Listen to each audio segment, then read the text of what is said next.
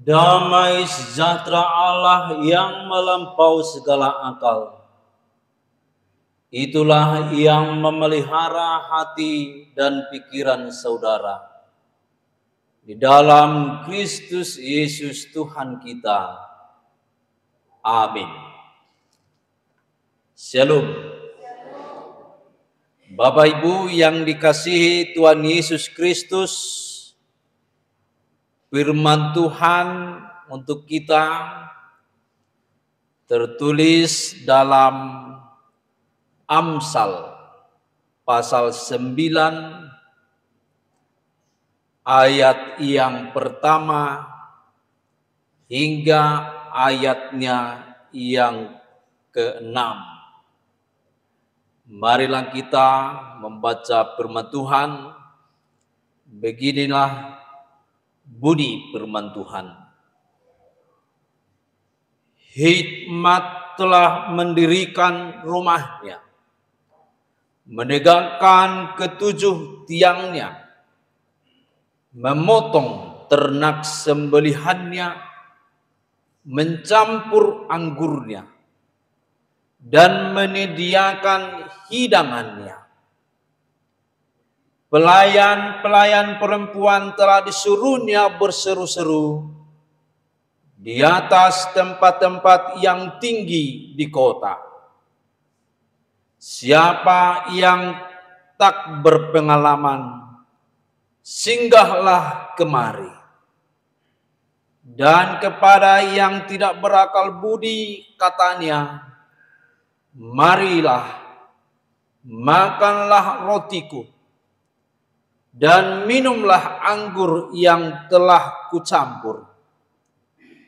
Buanglah kebodohan, maka kamu akan hidup, dan ikutilah jalan pengertian. Demikian pembacaan firman Tuhan. Bapak Ibu yang dikasihi Tuhan Yesus Kristus, tak satu pun dari kita yang ingin dikatakan orang bodoh atau dikatakan orang yang tidak mempunyai pengertian. Tak seorang pun dari kita dikatakan orang yang tidak berakal budi. Semua menginginkan dikatakan orang yang bijak, pintar, atau orang yang jenius. Bapak Ibu yang dikasihi Tuhan Yesus Kristus, dalam firman Tuhan, kalau kita membaca ayat pertama hingga ayat yang kedua, dikatakan di sana bahwa hikmat, yaitu Allah itu sendiri, telah mendirikan rumahnya, menegakkan ketujuh tiangnya. Dalam firman menegakkan ketujuh tiangnya, dia membangun sebuah rumah yang begitu luas, yang begitu kokoh dan kuat. Dan di rumah itulah diajarkan hikmat, diajarkan kebijaksanaan, diajarkan firman Tuhan. Sebelum orang-orang yang diundangnya berkumpul, hikmat itu memotong ternak sembelihannya, mencampur anggurnya, dan menyediakan hidangannya.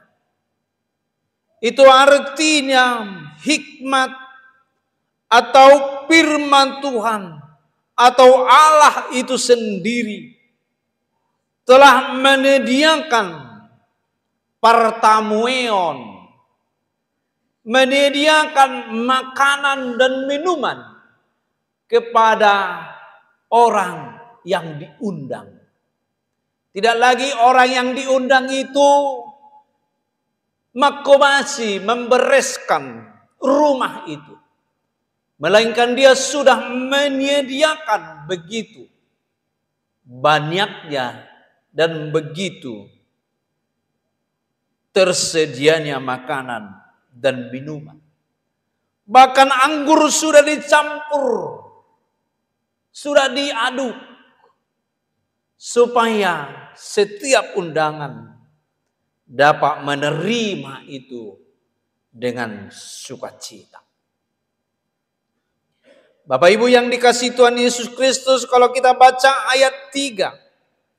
Kemudian ia menyuruh pelayan-pelayan perempuan untuk mengundang, untuk mengatakan di setiap kota-kota, di setiap bagian tertinggi di kota itu, mereka mewartakan, siapa yang tak berpengalaman, singgahlah kemari. Dan kepada yang tidak berakal budi, katanya, marilah makanlah rotiku dan minumlah anggur yang telah kucampur. Bapak Ibu yang dikasihi Tuhan Yesus Kristus, kalau kita melihat hikmat dari Amsal 9 ini adalah bagian atau bagaikan perjamuan yang telah dipersiapkan oleh tuan rumah. Telah dipersiapkan oleh yang mempunyai rumah itu. Kalau kita mengatakan dalam firman ini, tentu yang punya rumah di sini berupa perumpamaan, tetapi ini adalah Allah itu sendiri. Dalam firman Tuhan ini diundang orang yang berpengalaman, diundang juga orang yang tak berpengalaman, diundang juga orang yang belum mempunyai akal budi, yang tidak mempunyai akal budi. Tapi di dalam firman ini, kalau kita pergi atau membuka tafsiran dari firman Tuhan, orang yang berpengalaman tempatnya di sini, orang yang kurang pengalaman tempatnya di sini, orang yang belum berakal budi tempatnya di sini, diasing-asingkan, dibedakan. Dibedakan supaya apa? Kalau kita membaca firman Tuhan dalam ayat 7. Siapa mendidik seorang pencemooh, datanglah cemooh kepada dirinya sendiri. Dan siapa mengecam orang fasik, mendapat celah. Tapi Tuhan itu mengundang semuanya supaya datang ke dalam perjamuan itu, supaya datang ke tempat pesta itu. Tentukan diri, apakah kita orang yang berhikmat, apakah kita orang yang tidak berhikmat, apakah kita orang yang belum berpengalaman atau orang yang tidak berakal budi. Tentu ini kita bisa dapat di dalam persekutuan kita hari ini, pagi ini. Ada ini orang yang berakal budi. Ada di dalam persekutuan itu yang tidak berakal budi.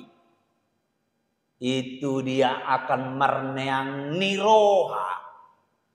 Utamu no marneang niroha. Sepele, tidak peduli.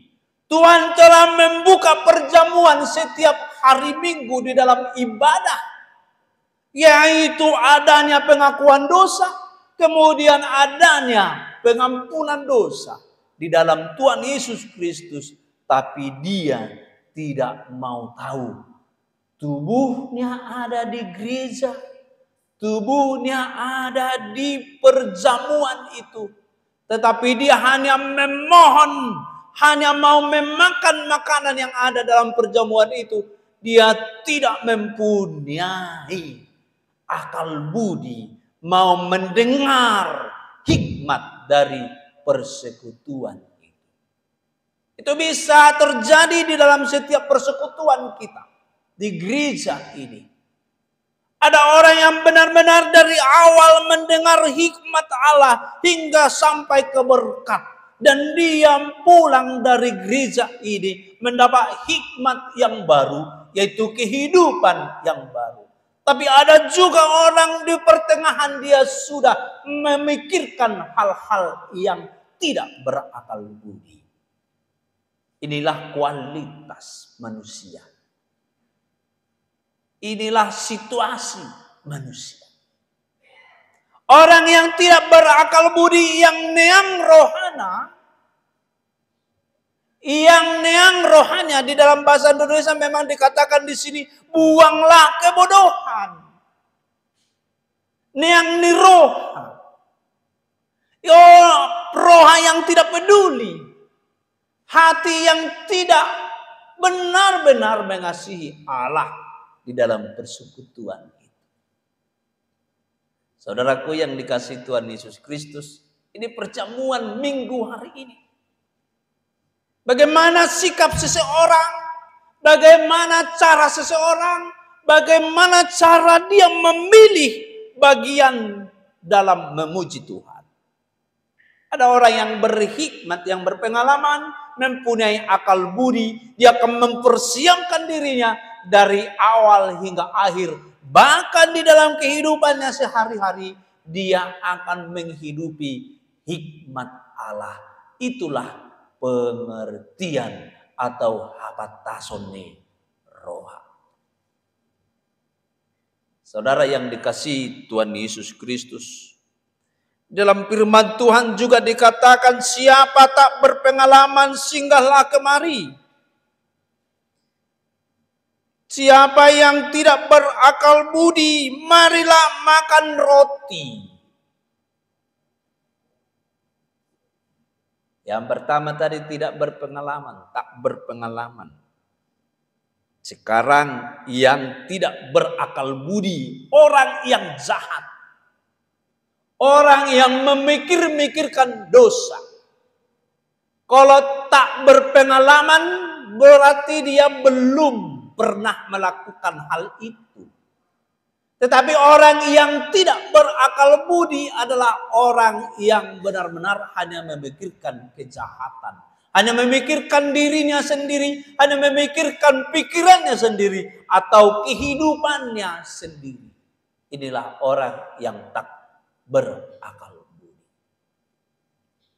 Jadi ketika saya berkhotbah di sini, ada orang yang menentang khotbah atau firman Tuhan karena tidak sesuai dengan hidupnya, tidak sesuai dengan pikirannya, tidak sesuai dengan seleranya, maka itulah orang yang tak berakal budi. Karena Allah sudah memberi perjamuan, pengajaran, penggalangan hikmat, penggalangan pengajaran di dalam persekutuan itu. Barang siapa yang mau mendengar, barang siapa yang mau mendengar firman-Nya, hikmat Allah, dia akan menerima kehidupan. Itu ayat 6. Buanglah kebodohan, maka kamu akan hidup, dan ikutilah jalan pengertian. Mendengar hikmat Allah, buanglah keegoisan kita. Buanglah kepintaran kita. Buanglah segala apa yang kita andalkan di dalam kehidupan kita. Katakan kepada Tuhan, tunjukkan jalanmu Tuhan. Bukan jalanku. Bukan pikiranku. Bukan sakap-sakapku. Tapi Tuhanlah yang menentukan hidup kita. Saudara yang dikasihi Tuhan Yesus Kristus, itulah orang yang hidup di dalam kebijaksanaan atau yang telah mengikuti jalan pengertian. Kalau kita sebut tadi dikatakan terimalah rotiku, itu artinya bisa kita katakan perjamuan kudus yang telah kita terima. Dalam perjamuan kudus, Roma hamau nungaradi saduhuna. Ngase sabe dosa muna, jalo hamumon, jala pangan mah dagi kudui. Ninna Tuhan Yesus. Jalo hamon, jala inum hamusiani, mudar kudui. Tapi orang yang tidak berhikmat, orang yang tidak berakal budi, orang ini menerima itu. Ayotik mon katanya. Nauti kan naking natuawi. Sehingga aja berdidai holan sasilok kina yorui muse. Baru muse yalang ibana roti. Aidang madai. Tonggi bidang. Itulah orang yang tidak berakal budi. Hanya memikirkan perutnya. Hanya memikirkan kepuasannya. Dia tidak memikirkan dari hal ini. Dosaku telah diampuni. Yang paling bahaya. Dia datang ke perjamuan itu menerima roti dan anggur dari kerajaan Allah. Melalui gerejanya. Dikatakan di sana. Unang dati hamube merdosa. Dang dope sahati bana tujabu nunga tidak dati mardosa. Sehingga itu memikirkan neang niroha di dalam perjamuan kudus. Tidak peduli. Padahal Yesus sendiri telah mati untuk penebusan. Dia tidak peduli. Kaum bapak, kaum ibu, remaja napa sebelum yang hanya memikirkan hidupnya 20 tahun yang akan datang, begini saya tidak sukseskah, bagaimana ini, lalu menekolahkan anaknya terus, tapi tidak mengajarkannya dengan hikmat Allah. Sehingga dia memang sukses dalam karir. Sukses dalam kondisi hitungan dunia, uangnya banyak, jabatannya tinggi, tapi hatinya jauh daripada Allah. Hati-hati, hati-hati kamang kenang. Jemaat misalnya yang tidak lagi pernah beribadah, itu hati-hati. Itu sudah mulai mengarah kepada akal yang tidak baik. Yang hanya mengandalkan pikiran. Yang hanya mengandalkan egonya sendiri. Hati-hati. Atau hanya mau memikirkan kepuasannya sendiri. Hati-hati. Itu duniawi. Dan itu dikatakan di sini yang tak berpengalaman.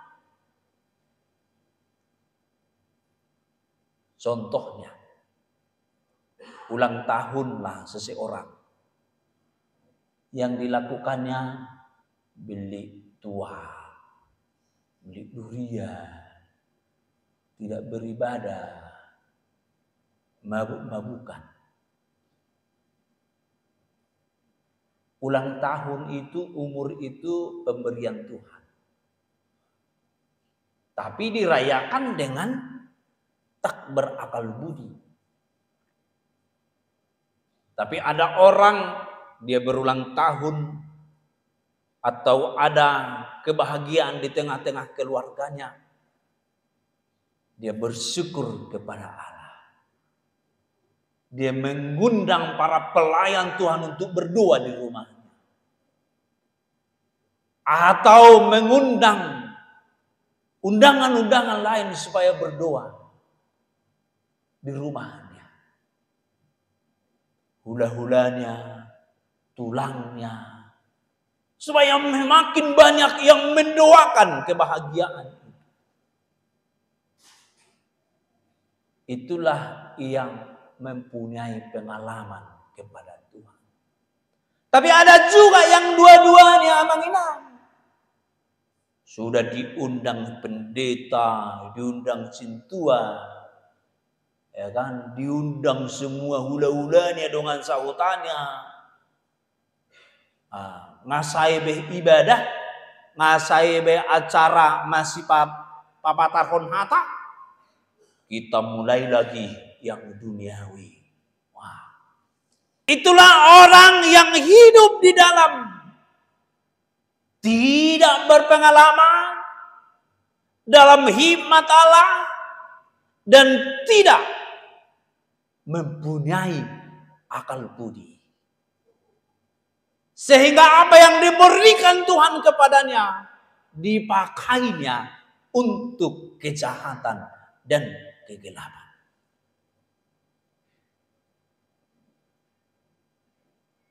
Apa yang diberikan Tuhan dengan jamuan Tuhan itu sendiri di dalam kehidupannya, dipakainya kepada yang tidak benar.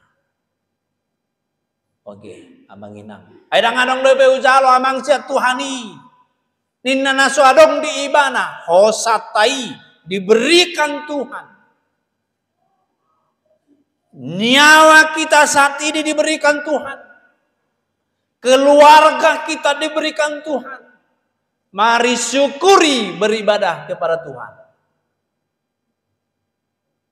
Nang songon nalau hami kunjungan tu jemaat. Ay songon nang liling hala amang dang beribadah.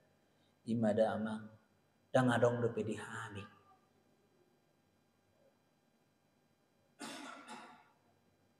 Dang adong dope di hami. Jadi kalau begitu dia mencari sesuatu itu dengan siapa? Dengan kekuatan dirinya sendiri, dengan pikirannya sendiri, dengan rancangannya sendiri. Akhirnya tidak ketemu, tidak jumpa atau menjadi rugi, dia akan menjadi stres dan menyalahkan Tuhan. Padahal dari awal pun itu tidak pernah disampaikan kepada Tuhan. Sanawal pedang. Dirinya do, pikirannya do. Tapi ketika gagal, dia mengatakan, Tuhan apa salahku? Salah de mata. Ini bahaya. Kamang kenang. Kita punya napas kehidupan. Kalau kita pikirkan dari persentase yang hadir ke ibadah ini, ya, kenapa itu terjadi? Karena hal yang seperti tadi. Tapi orang yang berakal budi, Bapak Ibu yang datang sekarang, inilah orang yang berakal budi. Orang yang berpengalaman dengan Tuhan. Tidak ada yang ada saat ini pada kita yang datang dari kekuatan kita sendiri. Semua itu berkat Tuhan. Itu teh kamang kena? Iya. Kita orang-orang yang berakal budi. Orang-orang yang berpengalaman dengan Tuhan. Ketika kita dijamu oleh Tuhan, kita tahu apa, di mana kita duduk, dan apa yang mau kita dengar dari Tuhan. Sehingga kita pulang nanti pun, maka hikmat dan pengertian itu, hapatason roha itu menjadi bekal kita menjalani hidup kita. Kita akan berbeda dengan orang lain. Kalaupun kita gagal, karena orang yang beribadah rajin pun dengan orang yang tidak beribadah sama sekali, dia akan mengalami pergumulan-pergumulan hidup. Tetapi orang yang tidak pernah beribadah, dia akan menyalahkan Tuhan dan dia akan stres. Tetapi orang yang mempunyai akal budi, hikmat dan pengalaman dengan Tuhan, pergumulan ini Tuhan tahu. Dan Tuhan akan memampukan saya untuk menghadapi ini. Inilah orang yang berpengertian. Orang yang mempunyai pengalaman dengan Allah. Orang yang datang berdoa terus-menerus kepada Tuhan. Tuhan tidak menutup telinganya. Tuhan akan mendengarkan setiap apa yang kita sampaikan. Tetapi harus mempunyai iman, akal budi. Damang dainang, karena itu firman Tuhan, buanglah kebodohan dan ikutilah jalan pengertian. Dalam bahasa Batak, tadi koma neang niroha jala ihutoma dalam abataso. Tuhan bekerja di dalam kehidupan kita saat ini dan selama-lamanya. Amin. Kita